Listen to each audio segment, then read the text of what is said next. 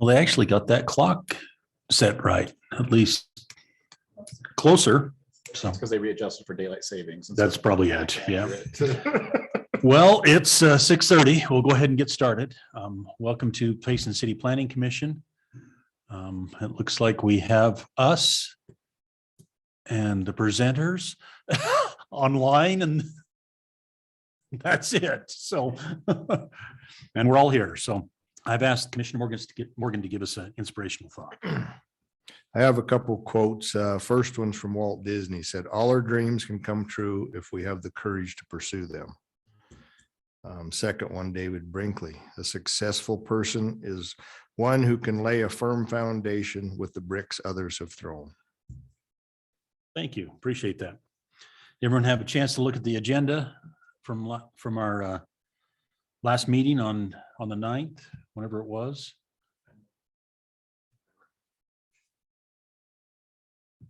Just that we did not include all the commissioners on each of the motions that were made. We had 6 present, and most times we only showed 4 voting yes. So just on each of the motions, we need to make sure that all the commissioners' votes were recorded properly. And it was 5.2. We believe that both Commissioner Moore and Commissioner Beecher voted No on. against, and the other And 4 then it voted was- for. It was the one, that one It actually does show- showed. It did that show you voted properly no that on. he voted no on the 5.1. Yeah, that one actually Morgan did. showed. So we just need to make correctly. sure that they show a vote of no on 5.2, and then the rest should be, just as long as we include all 6 commissioners. Yep. Should be covered. I need a motion to approve the minutes for the regular meeting of March 9th. Motion to approve the minutes As amended. as amended. There you go. Sorry. Second, Motion and a second. All in favor by yes? yes. Any opposed? Okay. Kip. Yeah. Public forum, seeing no public, I suspect there's no public forum. So we'll move on. This is a student presentation, Regional Highway Grid Project from Mountain Land Association of Governments. I assume, Kate, you're doing it? Come up to the microphone, introduce yourself. And we're happy to see it. Hello, my name's Caden Baines, and I'll be representing MAG today. I'm also joined by Sean Elliott from MAG. So let me just share my screen really quick.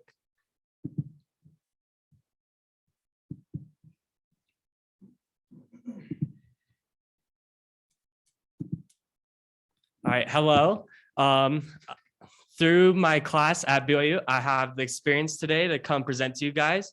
So we have been working with MAG the last couple of months to sort of get the word out about this regional highway grid system that MAG has been in the works at for the last couple of months. And I'm just here to tell you about that.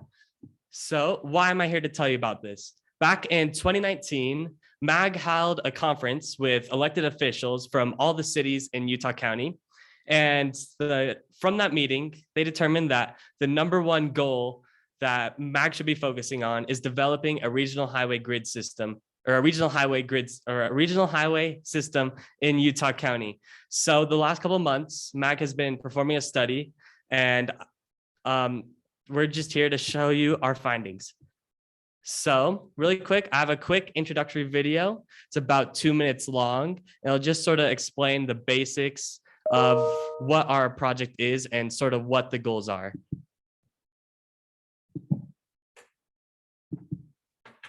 Okay, looks like it's not working. They said it didn't work the other night. So we'll just I'll just show it. I have it pulled up right here. I'll show you.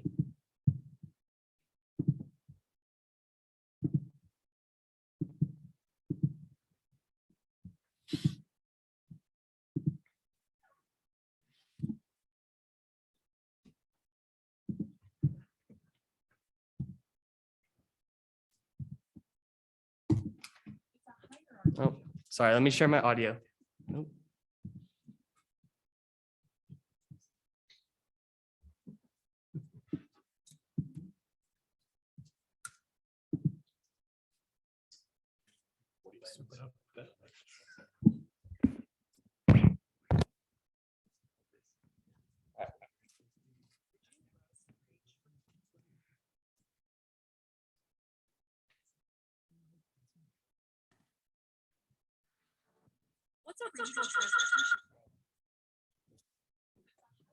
I'll just turn up my speakers really quick. Okay.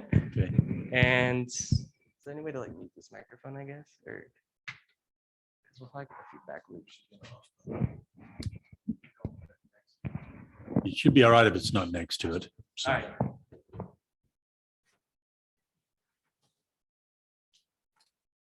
Hopefully you can all hear this.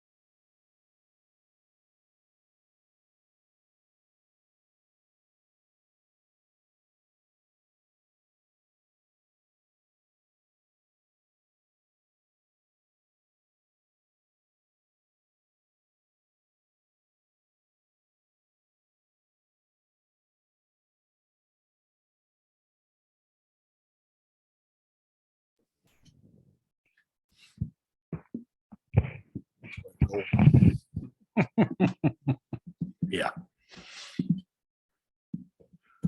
Yeah, sorry about those technical difficulties we just had, but I'll just sort of restate a little bit about the video. So as is said in the video, our grid system is made up of 3 types of roads. So we got our collectors, which we want spaced every half mile. These are our local roads that connect local neighborhoods to local item or local locations. Our other second type of road is an arterial. This is a larger type of road that connects local destinations to local roads to either a freeway or it connects between urban centers. And then lastly, we will have our freeways that we want to have spaced every 5 miles. These roads have high-speed travel and unrestricted flow. So as the video stated, there are some geographical constraints in Utah County. There's some lakes and mountains in the way that prevent us from building a perfect grid. So up here we have a map. This is a strictly conceptual map, but this is what an ideal grid system could look like in Utah County. None of these projects are for sure going to happen, but these are just things to sort of get your mind going and think of ways that we can incorporate a grid system into the county. So what are the benefits of having a grid system? First off, mobility. Grid systems are great for mobility. They allow you to take the shortest path possible, and they allow you to be connected to more locations than with a sprawling neighborhood. There's transportation choice. Grids give more opportunities for active transportation, such as walking and biking, because it allows you to be connected to more places and you don't have to walk or bike as far. And it also is better for public transit, allowing for easy incorporation of bus routes and bus stops, as well as giving you the option for easier travel when you're traveling by car. There's also economic benefits with a grid system. So with the grid system, customers are more connected to the businesses they want to go to, expanding the customer base of a business, and also increases safety. Grid system allows emergency vehicles such as fire trucks and ambulances to be more mobile and get to the places they need to get to in an emergency situation much faster. So with the increased mobility on the left, you can sort of see this street system is not very mobile. It's sort of sprawling streets, and from able to get from point A to point B, you have to drive quite a distance, and it's hard to connect all the places together. But the grid system, you're able to easily get from point A to point B in a short distance, and you're able to connect 2 points pretty easily. So really quick, I want to demonstrate this tool we have. It's on our website, connectingutahroads.com. And this tool is great. We have a tool there we have some sort of general information about this study and resources, but this tool allows us to look at specific stuff or specific benefits for your community. So it is almost done. It's still a work in progress, but within the next month, it should be 100% ready to go, and we will let you know so you guys can do that. But let's say we're here in Payson. Let's just say we live here, sort of the middle of Payson. I'll click there. And let's say you commute to downtown Provo every day. So when you take a look at that, with the current ideas that are in the counties and cities general plans at the moment, you'd be commuting about 204 minutes to work every week there and back. But with a regional highway grid system, you'd be commuting about 191 minutes a week, about 13 minutes saved a week, and you'll be saving about 10.5 hours per year just from your commute alone, with a grid system incorporated into the county. And then another way it helps in mobility is your mobility of employment. So let's say the maximum you want to commute to work every day is 20 minutes. And let's just say you live here in the middle of Payson. This will sort of draw out a map for you of where you can commute in 20 minutes. So the purple, the dark purple, is where you'd be able to commute in 20 minutes now without or with the current way that general plans are going in this in the area. And then the area in the light purple or the blue or the light purple is the areas you're able to reach when we have a grid system. So if you're commuting 20 minutes, you're able to reach further up into Orem and Provo, farther into Springville and Mapleton, and even out west towards the lake as development starts to begin out there. Another tool that's great for this is our economic tool. So if we want to place a dot down in here, Payson, let's just say we want to build like a gas station or a store. Oh, Is my screen frozen? I think it is. All right. Uh-oh. I hate it when that happens. Oh, I got disconnected from the Wi-Fi. I think that's why. No internet. You lost connection. Sorry about that.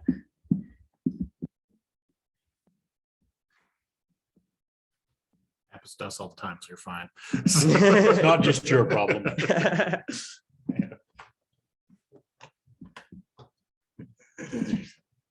ConnectingUtahRoads.com.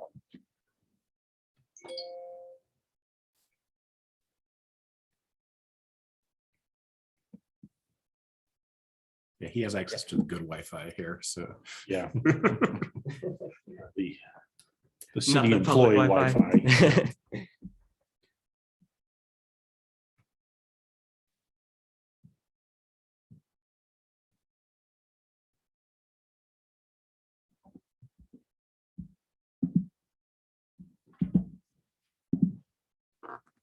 Your Zoom disappeared.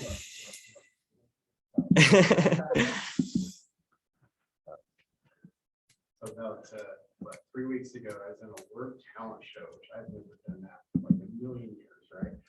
And I had my music, I was gonna sing, and he got up there and opened it, and the music was gone. And then I couldn't remember the name of the song I was singing, right? And my wife was playing, and she goes, pull it up on your phone. So I thought, oh yeah, and then I'm like, what am I singing? You know? So yeah, it gets sort of tough when you get to this moment, right? Should have just gone a cappella. Yeah. Yeah.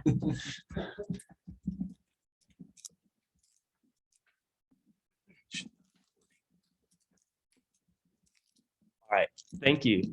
So, yeah, we head back over to this mapping tool and look at the economic portion. We can just click here, say we want to put a gas station or a business, whatever, it's right there in Payson. So you would have access to about 7,000 more people with a grid system than you would with how the roads are developing now. And that's about 15% increase in your business draw with your business placement. And then we also have a tool down here, the safety tool. All full screen. Make that better. So let's just click right here. I'm assuming this is Payson's fire station right here. But with a grid system, emergency vehicles coming from Payson's fire station can have access to about 5,000 more people and about 11% increase in its access. So that is great for emergency situations. So the goal of this project is not to come here to tell you what to do, but we want to encourage cooperation between the cities and the Mountain Land Association of Governments. We know that all the project ideas that MAG may have may not work for your city, and we know, and there may be things you guys want for your city that MAG does not know about. So we really want the cities to work together in order to make this regional grid system happen. It definitely won't be something that MAG can do by itself, and it certainly won't be something that the cities will be able to do from themselves. If you want any more information on this, on our website, connectingutahroads.com, we do have some further readings on there. We have a little memo. It's about 11-page memo discussing all the findings and from the regional highway study, and it also has further readings and further information on that. We also have included on there MAG's 2050 regional plan, if you want to check that out, as well as a connectivity guide, sort of explaining the benefits of a grid system. And as well, they're adding a funding memo on there too, sort of discussing where funding for all this would be coming from. But yeah, the cities are the people we need help with in this. So thank you very much for your time, and we'd love to open this up for any questions. Yeah, absolutely. All right. Do any of the commissioners have any questions or comments they'd like to make to Caden or his MAG cohort here? So So you're saying MAG can't do this alone and the city can't do this alone. How does it get done? Yes. So our main goal from this is to help the cities find out what projects they can get done. And hopefully the projects that they work with or develop with MAG are able to eventually get incorporated into a city's general plan so that they can hopefully get on the block to getting done. So MAG is more of here as sort of a tool you can go to so that you can develop the things you need, that you're not completely left on your own in this project. But ultimately, the goal is to get projects into the city's general plans. I'll give you a good example. MAG has been working with you on the 800 South study, taking it to the west. Obviously, that's going to be an expensive project, right? And most likely, we will have to have some state love, right? And so the first step, though, is identifying the need, getting it in your plan, and then we can start trying to work towards funding. We see that when you look at the way we fund transportation in Utah, UDOT does pretty well, right? They get 70% of all the sales taxes and gas tax. And so they're doing well. The cities get BC Road Fund, your own general funds, and maybe if you bond or whatever. And that really gets you through your maintenance, right? You're not building a whole lot of big projects like that. And so part of this study is to look at how do we educate those decision makers that can see that there is a sector of roads in our state that don't have dedicated money for them. And that's those regional non-UDOT roads, which are 800 South is one of those. So once we got UDOT to actually take it over, but they usually take it over after we build it, right? yes, they do. So this is part of the process to at least let them know there is this one part that maybe we don't want to have UDOT take over every road, but we need another mechanism to make that happen. Mountain we program 50 million a year for its regional projects, so we do have some funding towards that, but I would assume that project's right up about our annual, if not 2 years worth of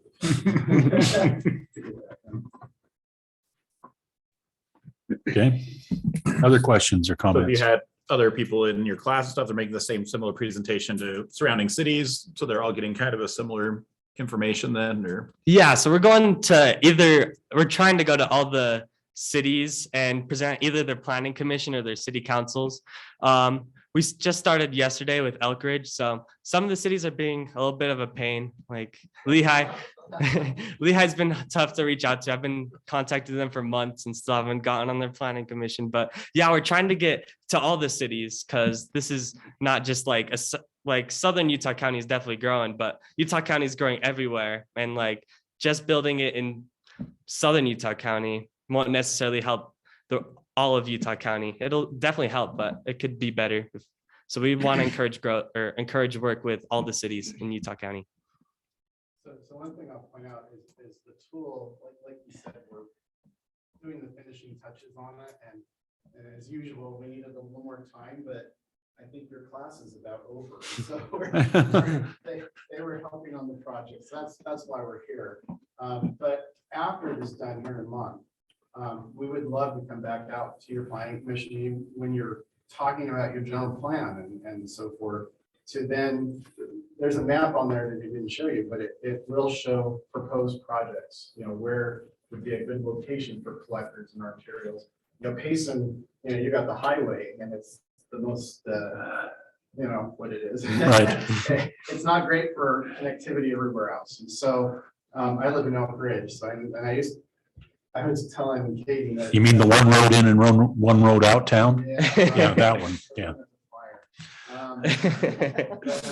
In 99, 2000, I was on the planning commission in Payson, and this room I don't think has changed, right? No. These chairs are even the same. Oh, there are new chairs. Yeah. Anyway, so we would love to come out and help you with that. We're creating this little bit, at least it's a discussion point for you guys to talk about, can a connection occur here? If it can occur here, is there a way to adjust it? Or it's just never going to happen. I-15, when Caden was showing you the put a dot here and how do you get the Provo, you know, it's a little biased in that we do have I-15, and so it's a pretty quick jaunt. You know, in the future, it's gonna be less because we grow, right? There's more people and so forth. Where was I going with that? Yeah, I guess the thing I'd point out is when we say a grid, we're not talking downtown Payson grid, right? I know it looks like that on the presentation, but it really is, how do we make these connections? When we look at the valley, there's a whole bunch of little collectors that don't go very far, and arterials are missing in many places. Lehigh is probably the hardest area. Spanish Fork to Salem and Springville is pretty bad too. So, you know, we're trying to get the word out that we need to connect with each other and not just think of our internal system. So. Thank you. I've got a couple of questions. Number one, I noticed in some of your slides, there were roads crossing Utah Lake. Yes. And reading some of the stuff that's in the papers, news lately about development in the middle of Utah Lake and that kind of stuff. First of all, I have to say that I'm against it. But why do we want to cross Utah Lake with roads or with causeways or bridges or that's one question. The other question has to do with the traffic on I-15. I was talking to a friend of mine who is a long distance trucker a little while ago, and he's talked about the traffic on I-15. And a while back, there was some discussion about putting a section of freeway on the west side of Utah Lake, to maybe follow the Redwood Road extension to get a lot of the through traffic that goes through Utah County and Salt Lake County off of the main part of I-15. Has that been considered at all? Or is that part of your study? Yeah, so I'll start with the Utah Lake question. When I first saw the map with 3 bridges going across Utah Lake, that definitely shocked me. We're not necessarily here to advocate for a road across Utah Lake. I know right now it is, or one road across Utah Lake is in MAG's general plan, but that map is more of a conceptual map. So it's, if we had an ideal road system, or if we wanted to have an ideal system for people from Eagle Mountain to get to the west or the east side of the county, we would need a bridge across Utah Lake. Whether or not a bridge across the lake is going to happen, we don't know. And but because at the moment there's a lot of opposition, but the bridge across the lake is more of an ideal situation, because you know, with traffic coming from the Eagle Mountain, Saratoga area, where a lot of the growth in the county is happening, they're having to go up into Lehigh, getting onto the arterials that are already being crowded in Lehigh to get onto I-15, which is crowded. But since we're working with the cities, if the cities do not want to build a bridge across Utah Lake, they certainly do not have to. Is there anything else you'd like to say about the bridge? Yeah, so as Caden said, we have one project in our plan right now. That is basically from Provo Warm over to Saratoga Springs. It carries freeway volumes by 2050. I mean, it adds to that spacing of freeways that we talked about. I-15 just can't handle it all, right? I mean, we put all of our eggs in that one basket, it fails by 2035 with all of the growth that's proposed. We know that it's controversial, and all we can do is model it and say, hey, it'll carry traffic and it'll work. And we got a lot of people over in the North County, Northwest County that are trying to still get to the job center in Provo and Warm. Half of our commute from the Lehigh Eagle Mountain area, they go to Salt Lake, and the other half comes down to Provo and Warm. And so that makes that a very unique travel spread. In the last 10 years, the population growth, this is sort of shocking to me, but Lehigh, Eagle Mountain, Saratoga Springs added more than half of all of our growth in Utah County were in those three cities. About 80,000 people moved to those three cities in 10 years. The entire South County added 29,000 people. And so, you know, the roads through Lehigh and then the I-15, they just can't handle it all. Your question about the West Side Freeway or bypass, I guess. We've modeled that many times in the past.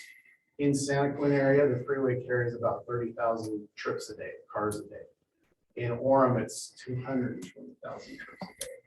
Mostly all of our traffic is our traffic that we generate. And so even if we took all 30,000 off, which we wouldn't do, that wouldn't help through the area where we have the most traffic. A bridge would help because it's quicker to get over to that side, whereas the west side route, it actually goes way far out to the west before it comes back in. And so those are all things we've looked at. If we had more population in Alberta and that area, then you'd start looking at having that need. But you know, when we looked at it, it just doesn't, by 2050, we still don't show the need. We've modeled the city out there in the Goshen Valley. There was a time where the LDS Church was talking about selling the farms and building businesses and homes. And they did a study that would put Provo out there in the next 30 years. And that obviously then it would work, but that's sort of gone away now. It's not easy to get a city started, right? So, but we look at this every 4 years. We update our growth projections, and you know, we try to keep on top of what's. Thank you. Any other comments? I know it's all conceptual. Are they looking at the city's streets plans and stuff, saying, hey, you've already got this street plan, this would make an ideal connection to this one? Or, I mean, I'm guessing you're looking at that as you're looking at what streets go where. And Yeah, so on the mapping tool I was showing you earlier, the actual original estimates we're showing you for actually are what are already in city's general plans. So the grid system is just building off of what is already there and sort of hoping to incorporate into city's plans to be more resilient in the future. Yeah, we have areas where, and I'll use Lehigh as a great poster child, but between Lehigh and American Fork and that whole northeast part of the county, there are no east-west roads that connect, right? We go 92 to Main Street. And so just making some of those roads between the cities connect, you know, it could be painful. We might have to take out a few homes to make it work. And yet it spreads traffic out and makes their rest of their road network not as congested. So those are things that you know, we're using your plan as a basis, you know, other than your main highway and the way it's all skewed. Your biggest problem is more getting across I-15 when you decide to grow out that way, right? The new Nebo belt route over to the hospital, that's obviously going to help with that connectivity too. So. Well, thank you. Appreciate your comments here. When you get going, we probably would want to have a work session type thing with the council and us. And I think that would be a good forum to do that in. So. And I know Jill very well, so we'll And Jill has joined us, so if she's listening, so that's good. Okay, thank you. Yeah, Appreciate thank you it. so much for your time.